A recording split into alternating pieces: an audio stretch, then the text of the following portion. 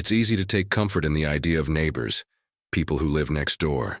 Watch your pets when you're away. Say hello at the mailbox. Maybe even invite you to the occasional cookout. But sometimes, the person moving in next door isn't who they seem. Sometimes your new neighbor isn't just weird, they're dangerous. And by the time you find out, you might be in too deep to get away. Tonight, we're diving into 3 disturbing true stories about neighbors who were anything but friendly. These stories were shared by real people who learned the hard way that you never really know who's living just a few feet from your front door. Turn off the lights, lock the doors, and don't look out your window. Let's begin. Story 1.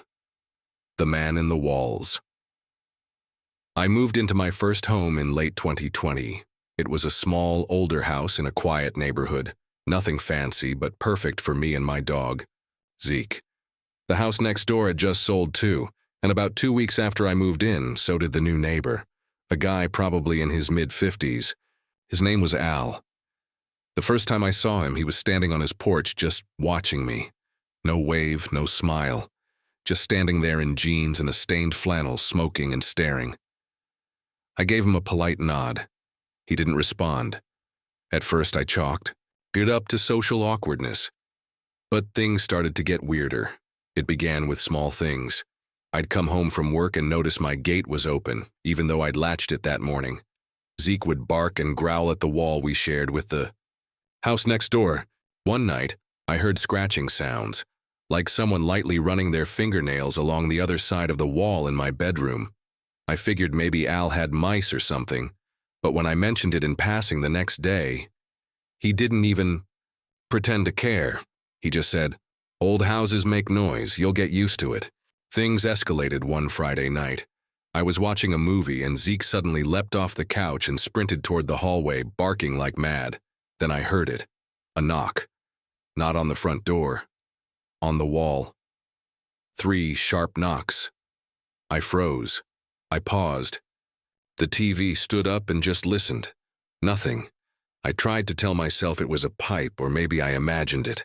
But then it happened again. Knock, knock, knock, this time from inside the hallway wall. That night I didn't sleep. The next morning I went outside to check the side of the house. Something felt off. There were boot prints under my window. They didn't belong to me, and they weren't there the day before. I talked to Al that afternoon and asked him directly, "Hey, you haven't seen anyone around my property, have you?" He looked at me for a second, then smiled for the first time. "You sure you live here alone?" he asked. I didn't know what to say. He walked away, still smiling. The breaking point came a few nights later. Around 3 a.m., I heard Zeke growling. Then came the knocking again, only this time it was different. It was rapid, frantic, bam, bam, bam, bam. And it wasn't just one wall anymore. It was the hallway, the bathroom, the kitchen, like someone was moving inside the walls. I ran outside in my boxers with a flashlight, ready to catch whoever was messing with me. But no one was out there. No footsteps, no voices. Just the sound of my own breathing and Zeke panting next to me. 2 days later, Al disappeared. Just gone. No car in the driveway. No movement in the house. Curiosity got the better of me, and I ended up calling the police to request a welfare check. They broke in and searched the house. What they found chilled me to the bone. The crawl space that ran between our 2 homes had a hole cut in the drywall, from the inside of his house into mine. There were dirty footprints, old food wrappers, and a sleeping bag inside. He had been crawling through the walls, living in the space between our homes, watching me, maybe even coming into my house when I was asleep or at work. They never found him. To this day, the police have no idea where he went, and I haven't slept soundly since. Story 2. The Woman in the Window. I moved into my apartment after a rough breakup. It was a small complex but affordable. I didn't care much about the amenities. I just wanted a fresh start. The first day I moved in, a woman from across the hall introduced herself as Sandra. Mid-40s, bleach blonde hair, very friendly. Maybe a little too friendly. She insisted on helping me unpack. Then she brought me baked cookies the next day. Then she asked for my phone number, in case of emergencies. At first, I was touched by the neighborly kindness. But Sandra didn't know boundaries. It started getting creepy quick. She'd text me constantly. If I didn't respond, she'd knock on my door. If I didn't answer, she'd start calling. One time I was in the shower and she stood outside my door knocking for 15 minutes, nonstop. When I finally came out, soaking wet in a towel, she just smiled and said, "Just checking on you. You didn't answer." I told her politely I needed more space. She didn't take it well. After that, the vibe shifted. She'd stop talking when I walked by. I'd catch her staring through her peephole when I left for work. Then came the photos, printed photos, slipped under my door, of me, walking to my car, getting the mail. One was even of me sleeping, taken from outside my window.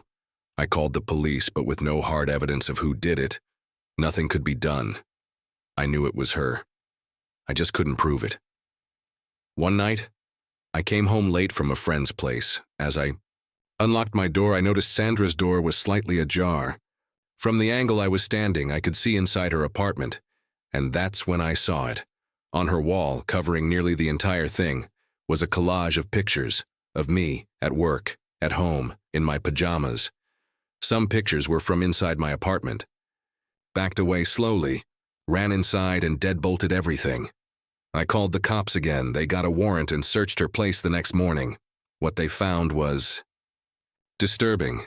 She had hundreds of photos. Locks of my hair taken from the drain in the laundry room. A journal filled with entries about our future together. She'd written about waiting until the perfect night to come into my apartment and make it official. Sandra was taken into psychiatric care and evicted. I moved out a week later. To this day, I cover my windows and sleep with pepper spray under my pillow. Story 3. The Boy in Apartment 3B. In 2022, I moved into a newly built apartment complex.